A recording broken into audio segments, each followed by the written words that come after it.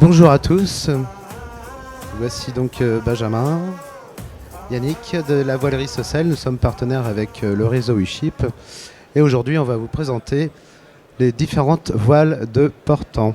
Donc on va commencer par tout ce qui est SPI symétrique et asymétrique et ensuite on verra de plus près les Ginnaker, Code 0 et ce qu'on appelle nous le Sauferl.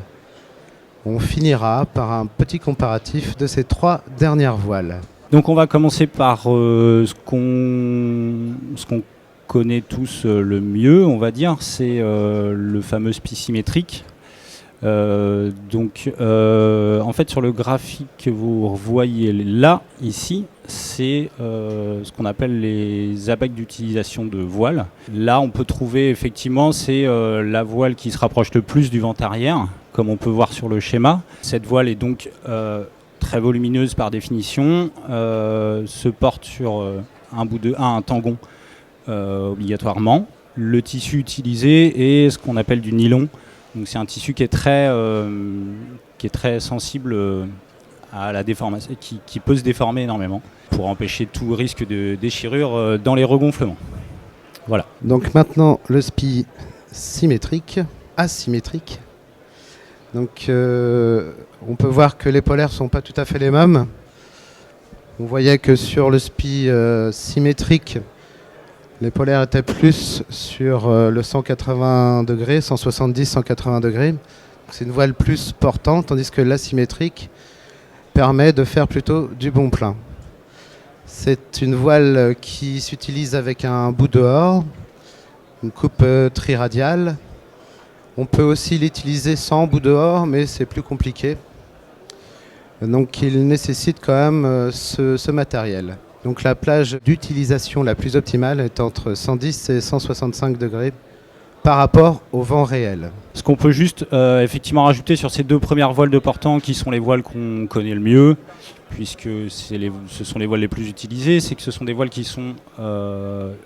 peuvent être ou envoyées et affalées à la volée, ou bien par l'intermédiaire d'une chaussette à SPI qui permet de descendre la voile et de la dégonfler pour différencier l'envoi et l'affalage du gonflement de la voile, qui peut être un peu problématique en équipage réduit ou avec un équipage peu formé, on va dire. Ensuite, ce qu'on va vous présenter après, c'est des évolutions de ces voiles-là qui permettent une utilisation plus aisée et plus simple de ces voiles de portant et qui permettent d'améliorer un peu la performance du bateau sur des allures portantes, jusque pour certaines des allures un peu plus low-fait que le vent de travers. Donc dans ces fameuses voiles-là, alors maintenant on commence à parler de voiles qui sont ce qu'on appelle sur un câble. Donc c'est des voiles qui sont sur un câble anti-torsion, ouais, merci. On vous fait passer des petits échantillons. En fait, les propriétés de ce câble sont telles que le bout ne va pas se tordre sur lui-même et permet justement à la voile de s'enrouler proprement pour pouvoir la ranger facilement. Donc c'est des voiles qui se roulent et se déroulent un peu comme un génois, exactement comme un génois même d'ailleurs. Mais qui sont adaptés sur des allures qui sont adaptés à des allures de portant. Donc la première voile la plus connue entre guillemets dans ces voiles-là, c'est ce qu'on appelle le Ginnaker. En termes de plage d'utilisation, effectivement, on voit que le Ginnaker est quand même réservé à des allures en dessous de 90 degrés. On peut se permettre de remonter un petit peu plus au vent dans du vent assez faible. Mais c'est une voile qui est quand même réservée à une utilisation ce qu'on appelle au petit largue ou autour de ces allures-là.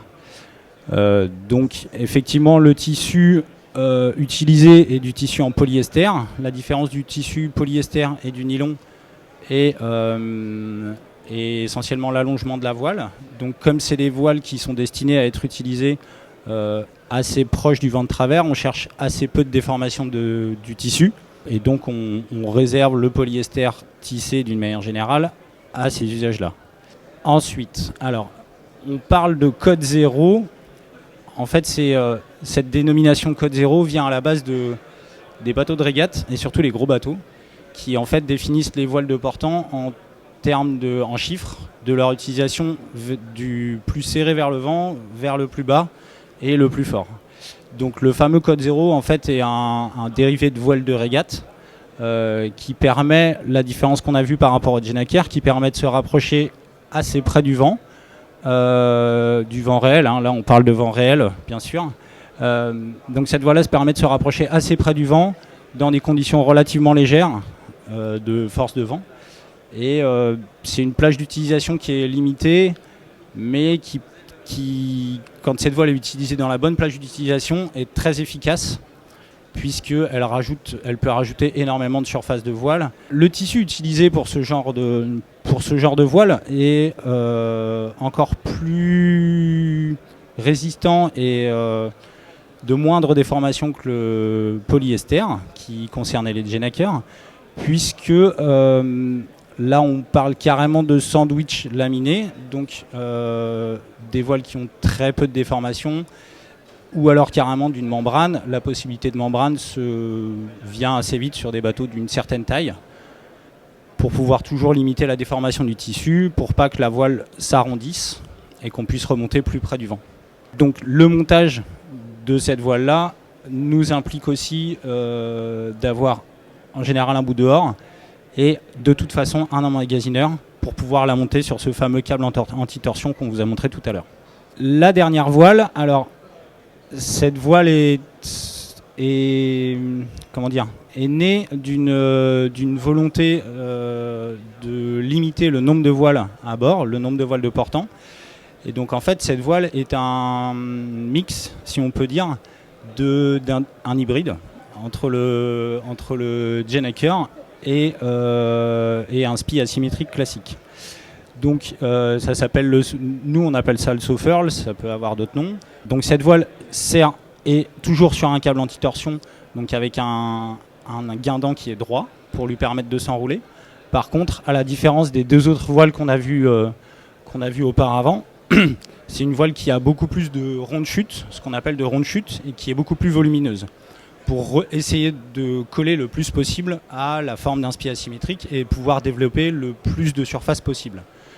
Donc là on le voit bien sur cette image là, on le voit un peu moins là, et par contre on le retrouve effectivement énormément sur la polaire d'utilisation de cette voile là, qui se situe, qui est relativement proche d'une utilisation d'un spi asymétrique, avec tout de même la capacité de pouvoir lofer un petit peu plus aux alentours de 100 degrés du vent dans le petit temps, pour pouvoir se déhaler un peu plus rapidement avec cette fameuse surface qu'on rajoute. Je voulais juste vous parler du tissu. Donc là effectivement le tissu utilisé est à nouveau un tissu en nylon, comme ce qu'on utilisait sur un spi asymétrique, puisque l'idée de cette voile là est d'avoir une voile qui est très creuse et qui soit grande en surface, donc potentiellement qui puisse se dégonfler et se regonfler. L'utilisation du nylon sur ces voiles-là permet d'avoir des voiles qui, quand elles se regonflent, soient plus sensibles à la déformation, mais ne se déchirent pas. Donc maintenant, la comparaison entre ces trois voiles, Sofurl, le Genaker, le code 0, on peut voir que les polaires ne sont pas tout à fait les mêmes. Il n'existe pas de voile magique qui prend tout. On a toujours un creux sur son bateau en se disant bon, je vais plutôt faire du portant, donc qu'est-ce que je vais prendre si je navigue tout seul? Un système d'emmagasineur, c'est quand même beaucoup plus simple. Ou si on navigue avec des gens qui n'ont pas trop l'habitude de naviguer, ça nous permet d'envoyer le Genaker et d'ensuite de tout gérer les manœuvres à l'arrière du bateau. C'est ça qui est aussi très très facile d'accès. Donc, suivant ce que vous recherchez, chaque voile a son utilité. Alors, il faut quand même savoir que le code 0 est un tissu laminé qui est assez cher. Donc, forcément, le budget va être un petit peu plus élevé pour un code 0. Le budget entre Genaker et Sofurl va être, on va dire, assez similaire, sauf que, vous voyez, le Sofurl est un peu plus grand que le Ginnaker, donc forcément, il y a plus de matière, forcément, un chouïa plus cher aussi. Donc ces 3 types de voiles utilisent un emmagasineur, un bout anti-torsion et souvent un bout dehors. Et sur ce bout dehors, suivant la longueur du bout dehors, il faut avoir ce qu'on appelle une sous-barbe, c'est-à-dire quelque chose qui reprend le bout dehors par en dessous. Donc forcément, ça implique quand même quelques installations sur le bateau. Après, il y a beaucoup de solutions possibles pour installer un bout dehors. C'est pas non plus la mer à boire.